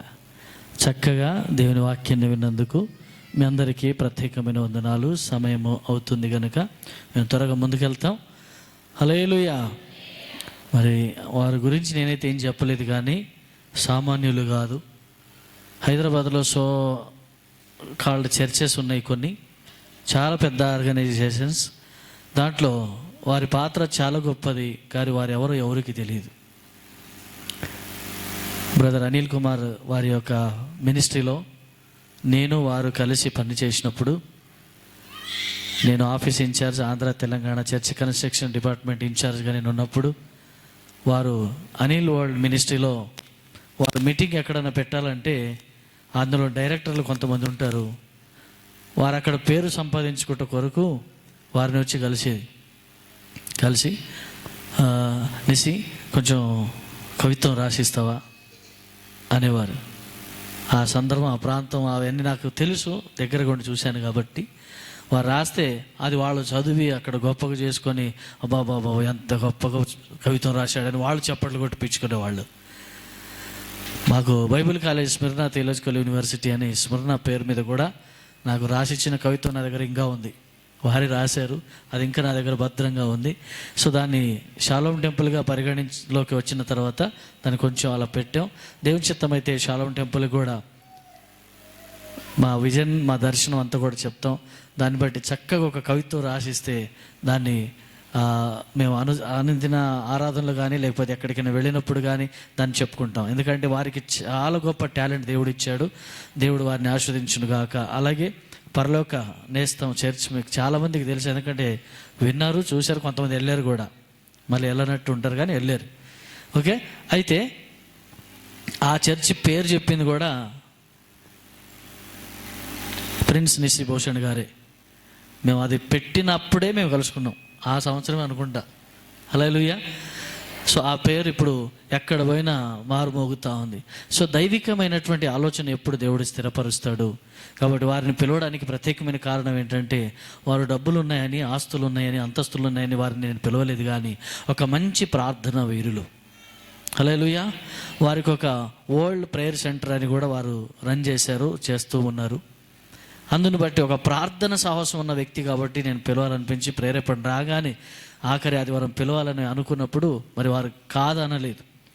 అన్న ఒక 5 నిమిషాలు టైం ఇస్తే నేను మళ్ళీ నా ఫ్రీ అవ్వగా నేను కాల్ చేస్తాను మీకు అన్నారు. కాల్ చేసి నేను వస్తున్నా అన్నారు. నా గుండె నిండా ఆనందం అనిపించింది. హల్లెలూయా. ఈరోజు వారు రావడం మాకు ఎంతో సంతోషకరం. ప్రియ సంఘమా, దేవుడిచ్చు ప్రతి దీవెనలు మీరు మీ కుటుంబం పొందాలని సంఘము కాపరిగా ఆత్మీయ తండ్రిగా ఆరాట పడుతున్నాం, పోరాట చేస్తున్నాం. ఈ పోరాటంలో పరుగు పందెంలో ఓడిపోకుండా ఉండటం కొరకు సంఘ ప్రార్థన, మీ అందరి సహాయ సహకారాలు ఖచ్చితంగా సంఘానికి అవసరం. ప్రార్థనలు జ్ఞాపకం చేసుకోండి. రాబోయే రోజుల్లో మలక్పేట ప్రాంతంలో దేవుడు గొప్ప సంఘం, 1000 మంది కలిగిన సంఘముగా నా ప్రభు నిలబెట్టబోతున్నాడు. దాని కొరకు కొంతమంది యవనస్తులను నా ప్రభు లేపబోతున్నాడని నేను మనస్ఫూర్తిగా నమ్ముతున్నాను. ఈ పాట కానుకల తర్వాత తైలాభిషేక ఆరాధన ఉంటుంది, తర్వాత కొన్ని ప్రకటనలు ఉన్నాయి, చెప్పి నేను ముగిస్తాను. కాబట్టి ప్రేరేపించబడిన వారు ఎవరైనా, కొత్తగా వచ్చిన వాళ్ళు, దూర ప్రాంతం నుంచి వచ్చిన వాళ్ళు ఎవరైనా పాడాలనుకుంటే వచ్చి పాడండి. కానుకలు సమర్పించుకుందాం. కానుకలు సమర్పించుకున్న వెంటనే మనం ప్రకటనలు, తర్వాత ముందున్న ముగింపు కార్యక్రమంలోకి వెళ్దాం. ఒక 5-10 నిమిషాల్లో కార్యక్రమం ముగిస్తాం. దేవుడి మాటలు దీవించునుగాక. నేను చిన్న ప్రార్థన చేస్తా, ప్రార్థనలోపు పాడేవాళ్ళు ముందుకు రావాలి. పరిశుద్ధుడు, మహోన్నతుడు, సర్వశక్తిమంతుడు, కృపగలిగిన యేసయ్య నీకు వందనాలు. నమ్మదగిన ప్రభువా నీకు వందనాలు. ఇదిగో ప్రభువా, ఆశీర్వదించండి. దైవజనుడు చక్కని వర్తమానం, వారి జీవిత సాక్ష్యం దేవ కొన్ని నిమిషాల్లో అద్భుతంగా సంఘానికి అందించారు. ఎక్కడో ఉన్నవారు, ఏదో అయిపోయేవాళ్ళు, కానీ నువ్వు పట్టుకున్నావు. తల్లి గర్భములు రూపింపబడక ముందే కనికరించి ఈరోజు ఇక్కడికి తీసుకొచ్చావు. వారి పాదాలు ఇక్కడ మోపే భాగ్యం ఇచ్చావు. వారి ప్రార్థన ద్వారా సంఘానికి మేల్పు, అలాగే తండ్రి సంఘానికి ఆశీర్వాదాన్ని కలిగించినందుకు నీకు స్తోత్రాలు. ఇదిగో ప్రభా, మరి కొద్ది సమయంలో మేము కృతజ్ఞత అర్పణలు, సమర్పణలు, కానుకలు, ఇంటి నుంచి తీర్మానం ఎంచుకొని తెచ్చినటువంటి కానుకలు మేము చేతులు పట్టుకుని ఉన్నాం.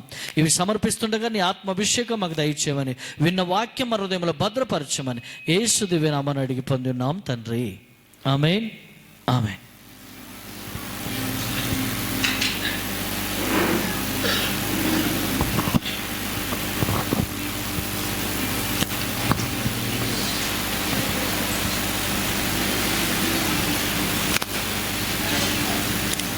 హల్లెలూయా. ఆకాశమందున్న సీనుడా, నీ తట్టు కనులెత్తుచున్నాను, నేను నీ తట్టు కనులెత్తుచున్నాను. ఆకాశమందున్న సీనుడా, నీ తట్టు కనులెత్తుచున్నాను, నేను నీ తట్టు కనులెత్తుచున్నాను. దారి తప్పిన గొర్రెను నేను, దారి కానక తిరుగుచున్నాను. దారి తప్పిన గొర్రెను నేను, దారి కానక తిరుగుచున్నాను. కరుణించుమా యేసు, కాపాడుమా, నీ తట్టు కనులెత్తుచున్నాను, నేను నీ తట్టు కనులెత్తుచున్నాను. ఆకాశమందున్న సీనుడా, నీ తట్టు కనులెత్తుచున్నాను, నేను నీ తట్టు కనులెత్తుచున్నాను. గాయపడిన గొర్రెను నేను, బాగు చేయుమా పరమ వైద్యుడా. గాయపడిన గొర్రెను నేను, బాగు చేయుమా పరమ వైద్యుడా. కరుణించుమా యేసు, కాపాడుమా, నీ తట్టు కనులెత్తుచున్నాను, నేను నీ తట్టు కనులెత్తుచున్నాను. ఆకాశమందున్న సీనుడా, నీ తట్టు కనులెత్తుచున్నాను, నేను నీ తట్టు కనులెత్తుచున్నాను.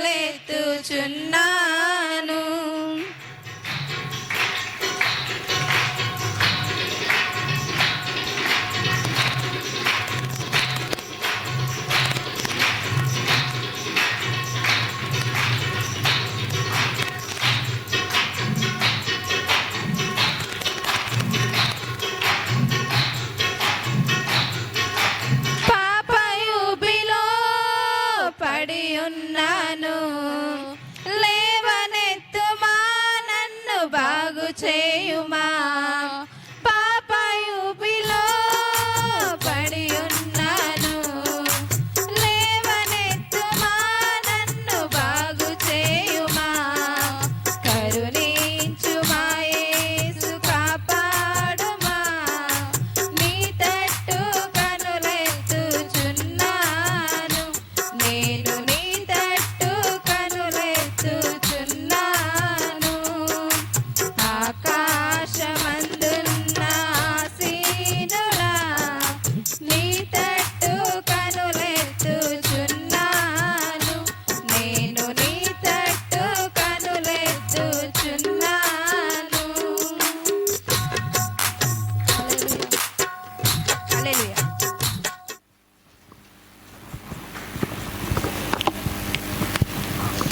మంచిది.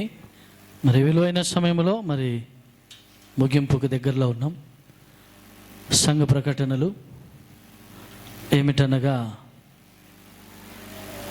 మరి బైబిల్ కాలేజ్ ప్రారంభించి ఇప్పటికే 5 క్లాసులు అయిపోయాయి.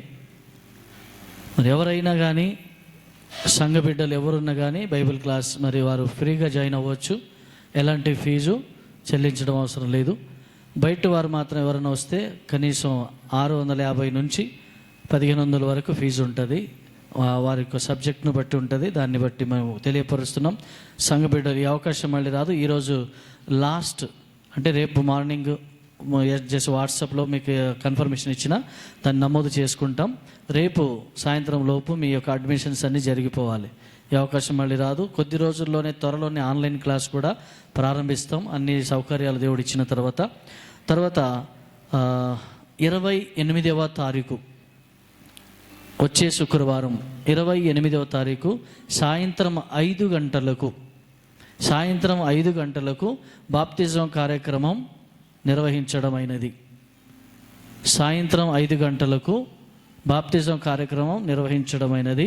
శుక్రవారము 28వ తారీఖున మన చర్చి దగ్గరికి వచ్చేయాలి. దానికి ముందు 3 రోజులు వీలైతే ఫాస్టింగ్ ఉండండి. ముందు రోజు అంటే గురువారం సాయంత్రం వస్తే కొంచెం ప్రార్థనలు గడుపుదాం. 1 గంట, 1.5, 2 గంటలు కొన్ని విషయాలు మీకు తెలియపరుస్తాం. తదనంతరం బాప్తిజంలోనికి మనం వెళ్దాం. ముందు రోజు అంటే గురువారం సాయంత్రం 5-6 గంటలకి మీరు వస్తే 1 గంటన్నర 2 గంటలు దేవునితో గడిపి మరి మాట్లాడుకొని ప్రార్థన చేసుకొని సిద్ధపడదాం. తెల్లారి శుక్రవారం 5 గంటలకి ఎందుకు చెప్తున్నా అంటే స్కూల్కి వెళ్ళేవాళ్ళు, కాలేజీకి వెళ్ళేవాళ్ళు, పనులకు వెళ్ళేవాళ్ళు కూడా ఉంటారు. కాబట్టి మీరు పని చూసుకొని కొంచెం రిక్వెస్ట్ చేసుకొని త్వరగా వచ్చి బ్యాప్టిజం కూడా తీసుకొని, ఎందుకంటే ప్రభు బలలో మీరు పాల్గొనాలి, ప్రభు కొరకు మీరు జీవించాలి, ప్రభు కొరకు నూతన ఆత్మలను సంపాదించాలి. ఇందాక నిశ్చయ్ భూషణ్ అయ్యగారు చెప్పినట్టుగా వారి కుమారుడు ఇక్కడ అజయ్ భూషణ్ వారు కూడా వచ్చిన్నారు. చక్కగా వాక్యం చెప్తారు. యవనస్తుల మధ్య ఇంకా అద్భుతంగా వాక్యం చెప్తారు. చిన్నప్పటి నుంచి, ఇప్పుడు కాదు 7th క్లాస్ నాకు తెలిసి ఆ టైంలో నుంచి అనుకుంటా, చక్కగా వాక్యం చెప్తారు. మరి బాప్తిసం తీసుకోకముందు వాక్యం చెప్తుంటే ఎక్కడ అన్నారంట, బాప్తిసం తీసుకోకుండా వాక్యం ఎలా చెప్పనిస్తామని. వెంటనే 12 సంవత్సరాల వయసు రాగానే బాప్తిసం తీసుకుని ఇప్పుడు దేవుని కొరకు ఒక సంఘం నడిపిస్తున్నారు. హల్లెలూయా. అలాగా వారు కూడా మన మధ్యలో ఉండడం దేవుని చిత్తంగా భావిస్తున్నా.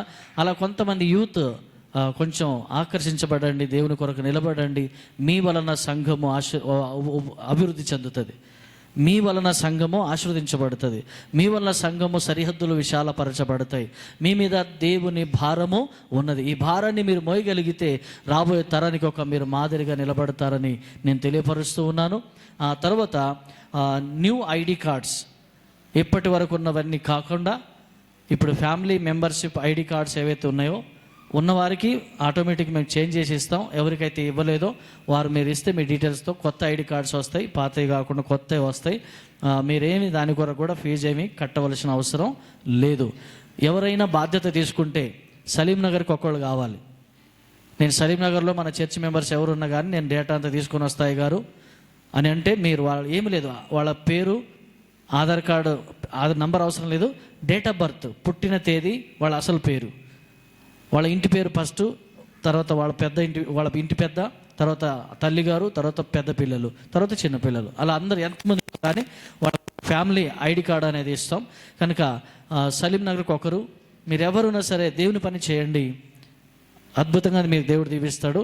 సలీం నగర్కి ఒక ఇన్ఛార్జ్ కావాలి, తర్వాత ఆస్మాన్ ఘాట్కి ఒక ఇన్ఛార్జ్ కావాలి, తర్వాత మలక్పేట్కి ఒక ఇన్ఛార్జ్ కావాలి, తర్వాత ఎన్టీఆర్ నగర్ ప్రాంతానికి ఒక ఇన్ఛార్జ్ కావాలి. సో ఇలాగా మన ఏరియా వైజ్గా డివైడ్ చేసుకుంటూ మీ దగ్గరికి వచ్చే మన సంఘానికి వచ్చే కుటుంబాలు ఎన్ని ఉన్నాయో మీరు చూసి దర్శించి వాళ్ళ దగ్గరికి వెళ్ళి డీటెయిల్స్ రాసుకొని రావాలి. అంతే మీరు చేయవలసిన పని. వారికి ఒక ఫ్యామిలీ ఫోటో మాత్రం ఖచ్చితంగా తీసుకోండి. వాళ్ళ దగ్గర లేకపోతే మీ ఫోటోతో తీసుకోండి, సరిపోతుంది. ఓకేనా? దేవుడి మాటలు దీవించునుగాక. అందరం లేచి నిలబడదాం. మరి వచ్చే ఆదివారం మీకు ఒక ప్రకటన ఉంటుంది. ఏంటంటే 40 రోజుల ఉపవాస ప్రార్థన ప్రారంభించబడుతుంది త్వరలో. అందరేమో 5వ తారీఖు నుంచి ప్రారంభించుకుంటారు. మనం అలా కాదు, ప్రతిసారి మీకు తెలుసు మేము మధ్యలో ఆదివారం ఉపవాసాలు తీసేయము, కంటిన్యూ చేస్తాం. కాబట్టి మాకు తెలిసి 8, 9, 10 తారీఖు వస్తుంది. అది మీకు చెప్తాం. దాన్ని బట్టి మనం కంటిన్యూగా 40 రోజుల ఉపవాసం ఉంటాం. అది ఒకటి జ్ఞాపకం పెట్టుకోండి. దేవుని చిత్తం అయితే ఒక్కసారి మీకు వీలైతే ఎవరైనా సరే, ఒక్కళ్ళున్నా, నలుగురున్నా, 10 మంది ఉన్నా, ఆదివారం 8 గంటల ఆరాధనకు నేను వస్తా, 8 నుంచి 10 గంటల వరకు ఆరాధనకు నేను వస్తా అనే వాళ్ళు ఎవరున్నా సరే, నేను వస్తాయి గారు, నాకు పనికి వెళ్ళేది ఉంది, నేను పొద్దున్నే ఆరాధనకు వచ్చి వెళ్ళిపోతాను అని అనుకునే వాళ్ళు ఎవరున్నా సరే, ఒక్కళ్ళున్నా సరే సంఘం ప్రారంభించబడుతుంది. ఎవరైనా ఉన్నానని చెప్తే మీ కొరకే దేవుడు, మీరే ప్రారంభికులు, మీరే మొదటి విశ్వాసి. 8 గంటల నుంచి 10 గంటల వరకు ఆరాధన. తర్వాత రెండవ ఆరాధన 11 నుంచి ఉంటుంది. అది కంటిన్యూగా జరుగుతుంటుంది. దేవుని చిత్తం అయితే ఇంగ్లీష్ ఆరాధన కూడా అందులో ఇంక్లూడ్ చేస్తాం. దేవుడు ఈ మాటలు దీవించునుగాక. ఎవరన్నా ధైర్యం చేయండి, చేయొత్తండి. 8 గంటల నుంచి ఆరాధన ఉంటుంది. ఓకేనా? ఉన్నారు ఎవరన్నా? ఎందుకు లేస్తేగా మనం తొందరగా 9 గంటల దాకా పడుకుంటే ఏడ లేస్తాం ఆదివారం. దయచేసి నిద్ర అనేది ఒక దరిద్రం, దాన్ని వదిలిపెట్టండి, లేవండి, ఆశీర్వదించబడండి. దేవుని కొరకు పరిగెత్తే ప్రతి పాదాలు దేవుడు ఆశీర్వదిస్తాడు. హల్లెలూయా. ఈరోజు మీరు అనుకున్నవి, మీరు కోరుకున్నవి జరగకపోవడానికి కారణం నిద్రే ఒక దరిద్రం. దాన్ని వదిలిపెడదాం, లేద్దాం, దేవుని పని చేద్దాం. ఈరోజు మరి బాప్తిజం కొరకు ఎవరైతే ఉన్నారో తర్వాత దయచేసి మీ ఆరాధన అయిన వెంటనే మీ పేర్లు మాకు రాసి ఇవ్వండి. మేము రాసి ఇస్తే ఈ రోజు నుంచి మళ్ళీ తర్వాత వచ్చి యాడ్ చేస్తానంటే కుదరదు, మళ్ళీ నెక్స్ట్ ఇయర్ బాప్టిజం ఇస్తాం. కాబట్టి మీ పేర్లు మరి మన మధ్యలో ఎవరు రాస్తుంటారు? నిఖిత ముందు వచ్చి వాళ్ళ పేరు రాసుకుంటారు. మరి ఎక్కువ మంది ఉంటే ఇక్కడ సుకీర్తి, తను కూడా రాస్తారు. ఇద్దరు వచ్చి పేరు రాసుకోండి. దేవుడి మాటలు దీవించును గాక. ఓకే, ప్రార్థన చేద్దాం. ప్రార్థన, ఆఖరి ప్రార్థన ఆశీర్వదిక ముగిస్తున్నాం. పరిశుద్ధుడా, మహోన్నతుడా, సర్వశక్తిమంతుడా, ప్రేమ స్వరూపి, నీకు వందనాలు, స్తోత్రాలు. ఈరోజు దైవజనుల చేత ఒక అద్భుతమైన వాక్కును విడిపించారు. వారి జీవిత సాక్ష్యములో వారు ఎన్ని సమస్యల నుంచి, ఎంత ఘోరమైన జీవితం నుంచి నీలోనికి వచ్చారో, వారు ఇప్పుడు ఎలా వాడబడుతున్నారో దానిని మాకు వినిపించారు. అయ్యా, మా వ్యక్తిగత జీవితంలో నీ బలమైన అభిషేకము చేత నింపండి. మాకున్న ప్రతి రుగ్మత, బలహీనత యేసు నామములో కొట్టివేయుదురుగాక. సమాధానపరచండి. ఇదిగో నాయనా, మేము ప్రార్థన చేస్తున్నాం. ఈ తైలాభిషేక ఆరాధన రోజున ఇదిగో నీ బిడ్డల మీద చేతులుంచి నూనెతో ప్రార్థన చేస్తున్నప్పుడు నీ అభిషేకం దిగి వచ్చి వారికి ఉన్న ప్రతి సమస్య తొలగిపోవునుగా. ముట్టండి నాయన, స్వస్థపరచండి. ఇదిగో నీ పరిచర్య కొరకు మనస్ఫూర్తిగా నాయన, ధారాళమైన హృదయముతో మనస్సు విప్పి ఇచ్చిన ఈ కానుకలు అంగీకరించయ్యా. ఈ కానుకలు నీ పరిచర్య కొరకు వాడుకో తండ్రి. ఇచ్చిన ప్రతి చేతులకు సమృద్ధిని అనుగ్రహించు ప్రభువా. అయ్యో, నేను మనస్ఫూర్తిగా ఇవ్వలేకపోయానే, నేను నా దగ్గర ఏమీ లేదే, ఏం చేయాలని బాధపడుతూ కుమిలిపోతున్న వాళ్ళు ఎవరున్నారు, యేసు నామములు త్వరలో వాళ్ళ చేతులను మీరు దీవించుదురుగాక. ఆశీర్వదించండి ప్రభువా, మీరు దీవించండి నాయన. ఆరాధన ముగించుకొని వారి వారి గృహాలకు వెళుతున్నప్పుడు నాయన, అయ్యా ఇదిగో నీ కృప చేత వారిని సురక్షితంగా తీసుకువెళ్ళండి. అంతేకాకుండా ప్రభువా, ఇదిగో బాప్తిజం కొరకు ఈరోజు దైవజనులు ఈ చేతులు ఎత్తండి అని చెప్పారు. అవును ప్రభువా, మేమైతే మనసులో సిద్ధపడి ఉన్నాం. ఇదిగో మేము చేతులు ఎత్తేమో ఎత్తలేదో నీకు తెలుసు. ఇదిగో ప్రభు, ఇప్పుడు ఈ రోజే ఆ పేర్లు మేము డిక్లేర్ చేస్తున్నాం. నా మనస్ఫూర్తిగా బాప్తిజం తీసుకోవాలనుకుంటున్నానని ఎవరైతే సిద్ధపడి ఉన్నారో వారు ఇప్పుడు ఈరోజు ఇదిగో వారు పేర్లు నమోదు చేయబడుతున్నాయి. అయ్యా, ఇప్పుడైనా సరే, నిన్నటి వరకు కాదు, మొన్నటి వరకు కాదు, ఇప్పుడే తీర్మానం వస్తే యేసు నామములను బాప్తిజం పొందుదువుగాక. ఎంతోమంది బాప్తిజం లేకుండా, నేను చాలాసార్లు చెప్తా ఉంటాను, సంఘములో బాప్తిజం లేకుండా దేవుని పని కొంచెం ఆటంకంగా ఉంటుంది. దయచేసి బాప్తిజం పొంది దేవుని పనిలో ఇంకా ధైర్యంగా ముందుకు వెళ్ళండి. అద్భుతంగా దేవుడు మిమ్మల్ని దీవిస్తాడని చెప్పడం జరిగింది. ఆ మాటను బట్టి నీ బిడ్డలు వర్ధిల్లుదురుగాక, దీవించబడుదురుగాక. నా తండ్రి, ఆశీర్వదించి కృప చూపమని ఇదిగో త్వరలో తైలాభిషేకము చేత ప్రతి ఒక్కరిని మీరు తాకుతున్నప్పుడు సంపూర్ణమైన స్వస్థత శీఘ్రముగా దయచేసి మహిమ ఘనత ప్రభావం తెచ్చుకోమని ఇదిగో తండ్రి, నీ కుమారుడు, మా తోటి సేవకుడు, దైవజనులు ప్రిన్స్ నిశ్చి భూషణ్ గారు, అలాగే అజయ్ భూషణ్ గారిని మీరు దీవించండి ప్రభా. వారికి ఇచ్చిన పరిచర్య దర్శనాన్ని మీరు ఆశీర్వదించండి నాయన. త్వరలో వారి యొక్క గోల్స్ అన్ని రీచ్ అవ్వడానికి కృప చూపి మహిమ పొందుకోమని చిన్న సంఘం అయ్యా ప్రేమించి వచ్చిన దైవజనుని తన కుటుంబాన్ని మనస్ఫూర్తిగా ఆశీర్వదిస్తారని జీవము కలిగిన యేసుక్రీస్తు నామములో ప్రార్థించి అడిగి పొంది ఉన్నాము తండ్రి. ఆమేన్. మన ప్రభువైన యేసుక్రీస్తు కృప, తండ్రి అయిన దేవుని ప్రేమ, పరిశుద్ధాత్మ దేవుని సన్నిధి సావాసం కూడి వచ్చిన మనందరికీ, సార్వత్రిక సంఘము సకల పరిశుద్ధులకు ఎల్లప్పుడూ తోడై ఉండి నడిపించును గాక. ఆమేన్, ఆమేన్. అందరికీ ప్రైజ్ లార్డ్. దేవుడి మాటలు దీవించును గాక. మీ అందరి కొరకు మరి దూర ప్రాంతం నుంచి వచ్చిన వారికి ఫస్ట్ ప్రిఫరెన్స్ ఇవ్వండి. మీ ఇంట్లో తైలాభిషేకం నూనె లేకపోతే తీసుకెళ్ళండి. ఉన్నవారు మాత్రం దయచేసి తీసుకెళ్ళకండి, ఎందుకంటే అట్లా పని చేయదు. అది ఉన్నవారు తీసుకెళ్ళకండి, లేని వారు తీసుకెళ్ళండి. అలాగే తైలాభిషేకంతో దైవజనులు మేము కలిసి ప్రార్థన చేస్తాం. త్వరగా మీరు వచ్చి మరి ముందుకు వెళ్ళాల్సిందిగా ప్రభు పేరిట కోరుతున్నాను. అందరూ కూడా సంఘము రుచికరమైన భోజనం సిద్ధపరిచారు. దయచేసి అందరూ కూడా భోజనం చేసి తృప్తిగా మనస్ఫూర్తిగా భోజనం చేసి వెళ్ళాలని ప్రభు పేరిట కోరుతున్నాను.